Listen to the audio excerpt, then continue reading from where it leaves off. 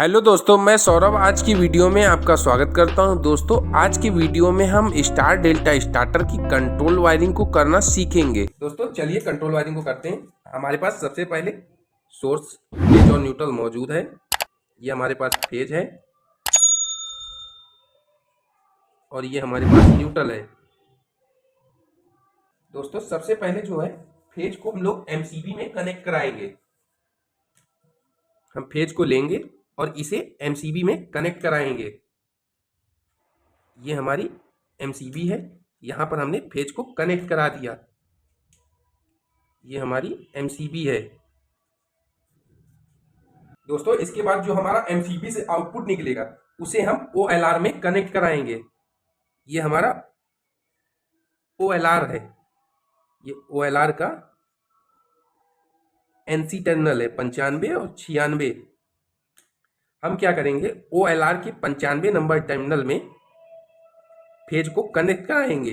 95 और 96 हमारा NC terminal होता है। 96 नंबर टर्मिनल से हमारा आउटपुट निकलेगा और उसे हम स्टॉप पुश बटन में कनेक्ट कराएंगे, जो कि हमारा एनसी एलिमेंट होता है। ये हमारा स्टॉप पुश बटन है, इसमें हमने फेज को कनेक्ट करा। स्टॉप पुश बटन से जो हमारा आउटपुट निकलेगा उसे हम स्टार्ट पुश बटन में कनेक्ट कराएंगे, जो कि हमारा एनओ एलिमेंट होता है। ये हमारा एनओ एलिमेंट रहता है, इसमें फेज को कनेक्ट कराएंगे। ये हमारा स्टार्ट पुश बटन है। स्टार्ट पुश बटन में हमने फेज को कनेक्ट कराया। स्टार्ट पुश बटन से जो हमारा आउटपुट निकलेगा इसे हम दो जगह पर कनेक्ट कराएंगे, एक मेन कॉन्टेक्टर में और एक टाइमर में। ये हमारा टाइमर है और ये हमारा मेन कॉन्टेक्टर है। ये हमारा टाइमर का A1 है, ये हमारा कॉमन टर्मिनल है और ये हमारा टाइमर का A2 है और ये हमारा एनसी टर्मिनल है और ये एनओ टर्मिनल है। ये हमारे मेन कॉन्टेक्टर का A1 है और ये हमारा A2 है। फेज को हम सबसे पहले ले जाएंगे टाइमर के A1 में। टाइमर के A1 में कनेक्ट कराएंगे और यहीं से हम फेज को मेन कॉन्टेक्टर के A1 में भी कनेक्ट कराएंगे और इसी फेज को हम टाइमर का जो हमारा कॉमन है उसमें भी हम देंगे। दोस्तों टाइमर के कॉमन में अब सप्लाई पहुंच चुकी है। अब हम डेल्टा कॉन्टेक्टर और स्टार कॉन्टेक्टर में फेज को कनेक्ट कराएंगे। ये हमारा डेल्टा कॉन्टेक्टर है और ये हमारा स्टार कॉन्टेक्टर है।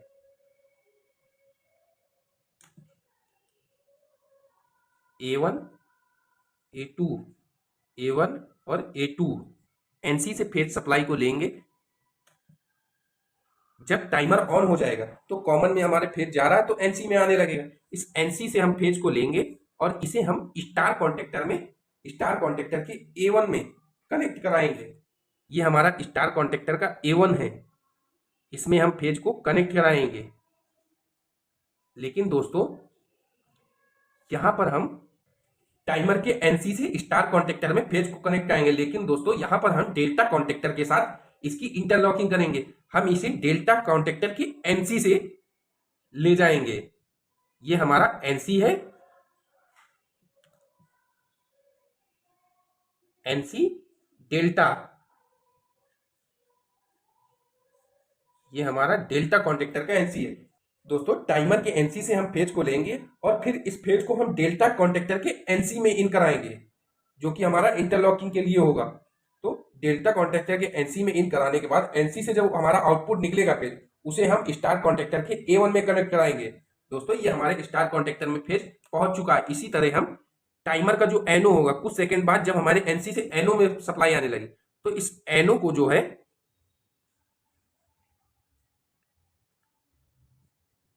एनओ को हम ले जाएंगे।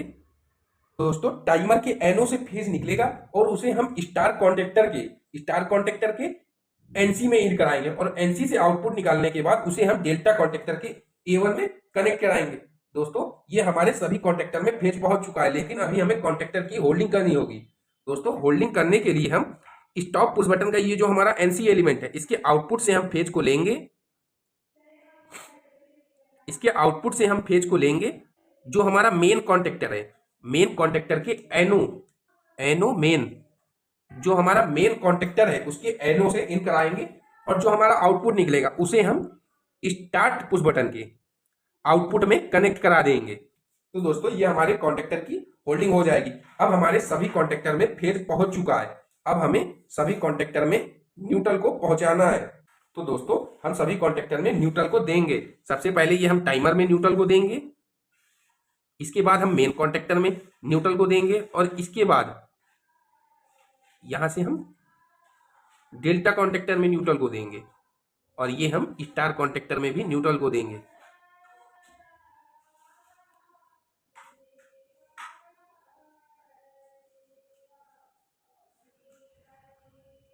दोस्तों ये आप देख सकते हैं न्यूट्रल हमारे सभी कॉन्टेक्टर में पहुंच चुका है। ये हमारे स्टार डेल्टा स्टार्टर की कंट्रोल वायरिंग हो चुकी है। दोस्तों मैं एक बार फिर से आपको इसको समझा देता हूं। दोस्तों सबसे पहले हम फेज को लेंगे और एमसीबी में कनेक्ट कराएंगे।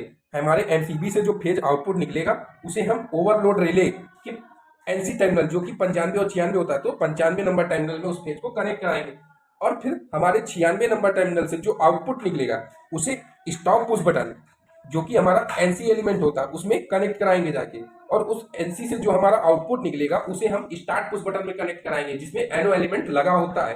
तो एनो एलिमेंट में कनेक्ट कराने के बाद जो आउटपुट निकलेगा एनो से, उसे हम मेन कॉन्टेक्टर के A1 में कनेक्ट कराएंगे और टाइमर की A1 और कॉमन में कनेक्ट कराएंगे।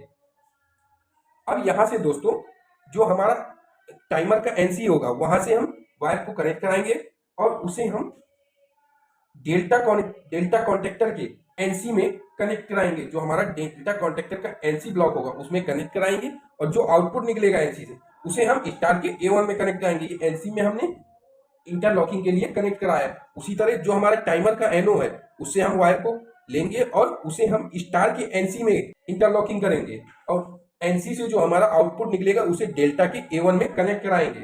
होल्डिंग के लिए दोस्तों हम लोग जो स्टॉप पुश बटन है उसके आउटपुट से फेज को लेंगे, और मेन कॉन्टेक्टर का जो हमारा एनो ब्लॉक होगा उसमें हम इनपुट में कनेक्ट कराएंगे, और एनो से आउटपुट निकालने के बाद उसे स्टार्ट पुश बटन के आउटपुट में कनेक्ट कराएंगे। और दोस्तों न्यूट्रल को हम सभी कॉन्टेक्टर के A2 और टाइमर के A2 में कनेक्ट करा देंगे। दोस्तों ये हमारे स्टार डेल्टा स्टार्टर की कंट्रोल वायरिंग मैंने आपको बता दी है। अगर आपको थोड़ा सा भी डाउट बचा हो कहीं पर, तो आप मुझसे कमेंट के माध्यम से पूछ सकते हैं। दोस्तों आपको वीडियो अगर थोड़ा भी इंफॉर्मेटिव लगा हो तो वीडियो को लाइक, शेयर और चैनल को सब्सक्राइब जरूर करें, और बेल आइकन को जरूर प्रेस करें, जिससे कि हमारी आने वाली वीडियो का नोटिफिकेशन आपको मिल सके।